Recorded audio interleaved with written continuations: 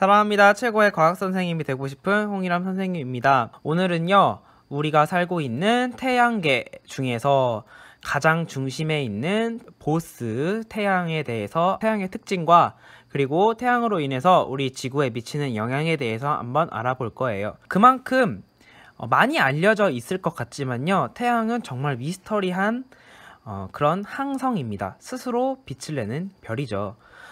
그래서 태양에 관해서 간단하게 브리핑을 하자면, 태양은요 중력이 엄청나게 크답니다. 왜냐하면 그만큼 질량이 크기 때문에 중력이 큰데요, 태양의 중력은 카이퍼 벨트 그리고 그 더 큰 오르트 구름까지 중력이 미친다고 하니까 굉장하죠. 또한 태양의 크기는 그 반지름이 약 70만 킬로미터, 지구의 약 109배라고 합니다. 지구 반지름이 약 6,400km인 거에 비하면 엄청난 크기죠. 자, 그 다음에 또 태양의 온도는 약 6000도씨 또는 6000K, 켈빈 온도 6000K라고 하는데요. 선생님이 너무 궁금했어요. 태양의 온도를 어떻게 쟀을까? 자, 선생님이 알아본 바로는 햇빛을 분석합니다.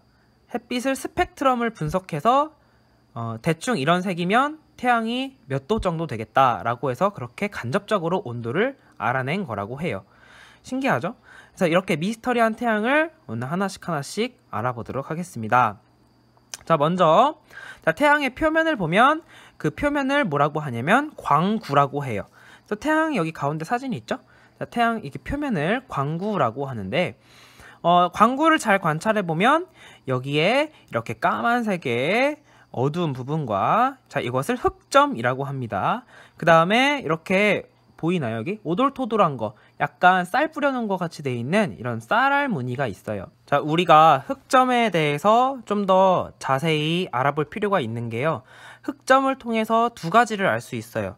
자, 흑점을 통해서 알 수 있는 거 첫 번째, 태양의 활동이 굉장히 활발하다라는 것을 알 수 있고요. 태양이 활동을 활발하게 하면 그만큼 태양의 자기장이 강해져요. 곳곳에 강해진 자기장에 의해서 이렇게 온도가 낮아지는 부분이 생긴다고 해요. 표면 온도가 태양이 약 6000K라고 했는데 한 4000K 정도 돼요. 그러니까 온도가 낮죠. 그리고 어둡게 보이고요. 그래서 이렇게 검게 온도가 낮아진 흑점이 이렇게 생기고요. 자, 두 번째, 흑점이 우리에게 알려주는 것. 흑점은요, 제자리에 있는 것이 아니라 이동합니다. 자, 흑점의 이동을 통해서 우리가 무엇을 알 수 있느냐? 이 흑점이요, 우리가 보기에, 자, 여기 있으면요, 우리 기준, 관찰자 기준이에요. 방향은, 자, 여기서 이렇게 이동합니다. 여기서도 이쪽 방향으로 이동합니다. 자, 그러면은 방향이 어떻게 되죠? 네, 동에서 서로 이동하는 거죠. 자, 이게 왜 동에서 서인지 모르는 사람들은 우리가 태양을 관찰할 때는 항상 남쪽 하늘을 보면서 관찰한다는 것을 잘 기억하고요. 자, 남쪽 하늘을 바라보니까 이쪽이 동쪽, 이쪽이 서쪽이죠. 그러면은 태양이 어디서 어디로 자전한다고 알 수가 있어요? 네, 태양은 서에서 동으로 자전한다는 것을 알 수가 있었던 거예요. 아, 하나 더 있네요. 세 번째, 흑점을 잘 보면은요, 흑점의 그 이동 속도, 흑점의 이동 속도가 여 흑점과 여 흑점이 시간에 따라 이동 속도가 다릅니다. 무슨 말이냐? 만약에 태양이 고체라면 흑점의 이동 속도가 똑같아야 돼요. 하지만 태양이 고체가 아니기 때문에 흑점의 이동 속도가 다릅니다. 그래서 흑점의 이동 속도를 보아하니 이것이 고체가 아니다. 그러면 무엇일까? 우리가 연구 결과 수소와 헬륨 기체로 이루어져 있고, 수소 기체가 헬륨으로 핵융합이 끊임없이 일어나는 것을 우리가 연구 결과 밝혀냈죠. 지금까지 알려져 있는 거예요. 그래서 이 흑점을 통해서 알 수 있는 이 세 가지는 여러분이 책에 나오지 않아도 기억하고 있으면 좋겠어요. 자, 그 다음에 쌀알 무늬가 생기는 이유, 이 태양의 기체 성분의 대류 현상에 의해서 쌀알 무늬가 발생된다고 합니다.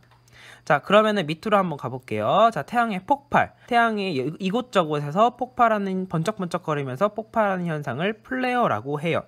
자, 그런데 여러분이 이거와 헷갈려 하는 게 뭐냐면은 요 밑에 보면 홍염이라는 거예요. 자, 요것도 폭발하는 사진이고 요것도 폭발하는 사진인 것 같은데 이 플레어는 폭발, 그러니까 태양이 폭발하는 그 자체라고 생각을 하시면 되고요.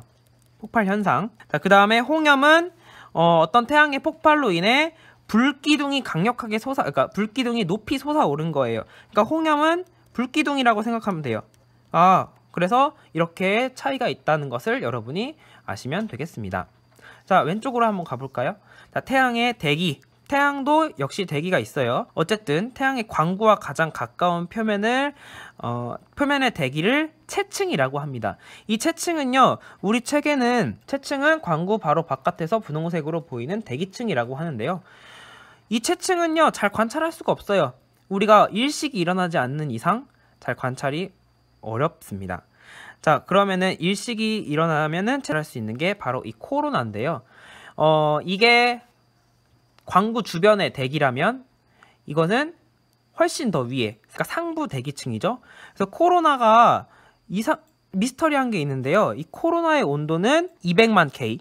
이게 지금 6000K라고 했는데 이게 200만 K래요. 어떻게 이렇게 대기가 더 온도가 높을 수 있는지는 연구 대상입니다. 아직 모릅니다.